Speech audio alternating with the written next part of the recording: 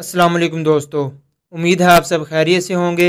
आज हम फिर से हाजिर हैं इंफॉर्मेटिव लाउंज की एक नई वीडियो के साथ। उम्मीद है आपको ये वीडियो पसंद आएगी। दोस्तों, अल्लाह ताला ने इस कायनात में बहुत से राज छुपा रखे हैं जिनका अहाता करना मुश्किल ही नहीं नामुमकिन है। जिस तरह दरख्त और इसकी बहुत सी किस्में, जानवर और इनकी बहुत सी नस्लें होती हैं, इसी तरह इंसानों की भी कई नस्लें होती हैं। दोस्तों, बचपन से हम जिन्नों और परियों की कहानियाँ सुनते आ रहे हैं। इसी तरह बोनों से मुतालिक भी बहुत सी कहानियाँ सुन चुके हैं। हमारी आज की वीडियो का मौजू यही है कि बोनों की दुनिया में मौजूद होना अफसाना है या हकीकत। बोनों की कहानियाँ अगर किसी ने नहीं भी पढ़ी तो बोनों से मुतालिक कोई वाक़या किसी ने ज़रूर सुना होगा। बोनों की मौजूदगी की अफवाहें पाकिस्तान में भी 1996 में ज़ेर गर्दिश रहीं।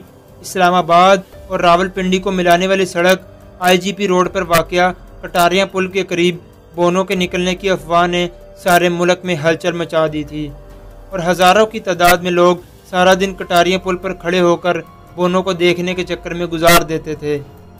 मुल्क के दूर दराज इलाकों से लोगों की कसीर तादाद यहाँ आने लग गई थी, जिसकी वजह से रावलपिंडी इस्लामाबाद की इस शाहराह पर रश की वजह से ट्रैफिक जाम मामूल बन गया था, जिसकी वजह से इंतज़ामिया को दफ़ा 144 भी नाफिज करना पड़ी थी। ताहम अब इंडोनेशिया में भी ऐसा ही एक वाक़या पेश आया जो अफवाह नहीं बल्कि हकीकत है।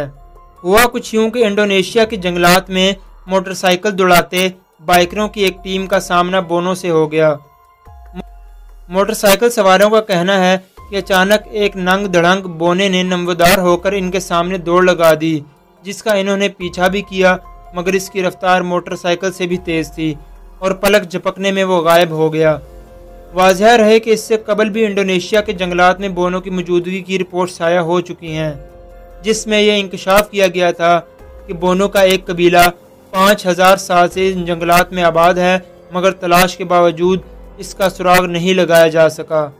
मगर ये अपनी मौजूदगी का एहसास मुख्तलिफ औकात में दिलाते रहते हैं और इंडोनेशिया के जंगलात की सैर करने वाले सयाहों का आमना सामना इनसे होता रहता है। दोस्तों, तिबी तौर पर इनका कद 2 से 3 फुट होता है।